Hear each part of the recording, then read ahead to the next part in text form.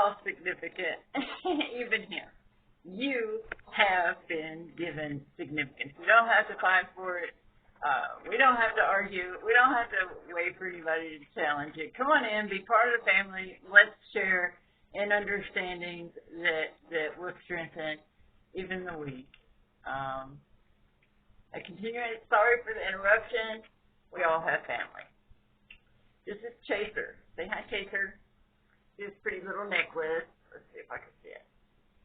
I'm gonna be trying to sell these beautiful Swarovski crystals, but later time and somewhere else. Anyway, so we were talking about giants and things, and the first mention, and I was getting back in. I think this is very relevant, and that, you know, our portion towards these beings being our own science is very important to know. Like I said, this is something that comes from yourself. You'll be dealing with yourself and entering into your mind and having your own mind turn against you, and much the way that this light ray photon stacking of molecules to make even Star Wars lasers and beings of light, even introducing organic material into them, and they talk about, you know, sort of inspirations. But you should begin now to entertain concepts of understanding that these teachings were given to men. So in that way, this imagination quality that is very disturbing, confusing, and designed to put you under someone else there that you can rely on, depend on, and have as an iron master over you. But we'll talk about all that, but if you want to stay grounded, you need to understand that the best science that they have, and they're advanced. No, they advance math. They advance us. We do the science. We open the doors. So I think these topics are getting very relevant, and I wanted to add that in before I went on with how important or what weight that you give what words. So I believe we had passed first mention, and that's kind of where this comes from, and Job. When you get into Job and the idea of instruments of praise being strings, you have 5, you have 8, you have 10. So you get the 10 words that are the meaning of God in Psalms 119. These synonyms are going to be there, and synonym value, look it up too. When you're looking up your definition and you go to where it tells you that word is used, look for these relevant words, whether it's saying these are the same thing, or it's saying in opposition, that like a machine, and that's telling my experience with the Holy Spirit and the type of person He made me, is that I receive my query and answers on same way that I was a jet engine mechanic on the flight line. Troubleshooting is systems, illustrated parts breakdown by where the systems meet and function off of one another. So like joints of a body, these words are going to be in those verses, and Job is the one that will give you maps. When it's mentioned in Job, read that whole chapter. Get involved there. That's where you want to keep a running list beside you and write down other words that give you queries.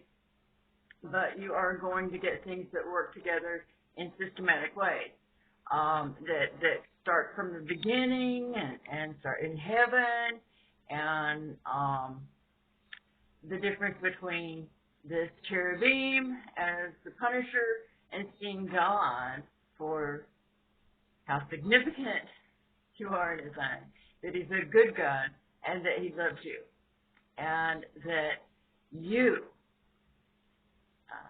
get to take care of that, because the battle's already been won. All you have to do is have the courage and faith to walk through it, and have the regard for yourself, because your eternity, whether or not you're going to change the world, it will change after you by your witness and testimony if it kills you.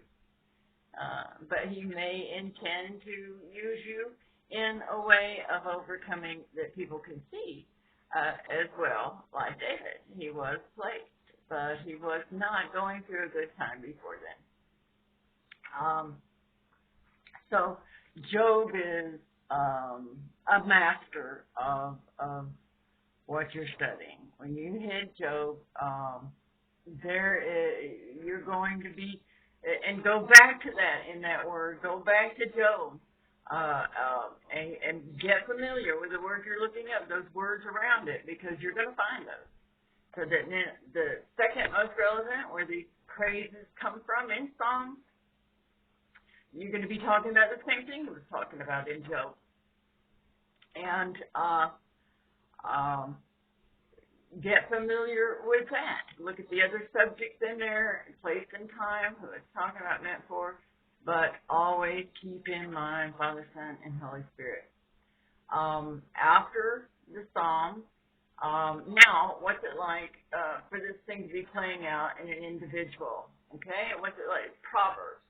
So then you're going to get the next conceptual movement of just the picture trying to tell you what's going on. Job spelling it out. Psalms in the victory of the eyes and in the acceptance of knowing it's for sure, so sure that it's going to be prophetic. And Psalms are prophetic, very prophetic. How are you going to get to see down at your feet from hanging on a cross 1,000 years beforehand? Okay, this is Psalms, so it's very beautiful. Proverbs, this is where you need to know right away that your symbols of women being followers or believers, sheep, whatever you want to say, but the churches. And not just God's church, but good, bad. Daughters, are going to be following a doctrine of the mother being whatever this church might be that you're talking about. The husband, the father, these are going to be the God they worship. So always keep Father, Son, and Holy Spirit. But you've got to get right off the bat, you have to know what a woman is, what a man is, and what children are. And you'll never go wrong understanding God and his followers in those pictures. And sisters, sister churches, where you might look at, the different types of churches that are Christian, but they're different churches. So that sprout up around them.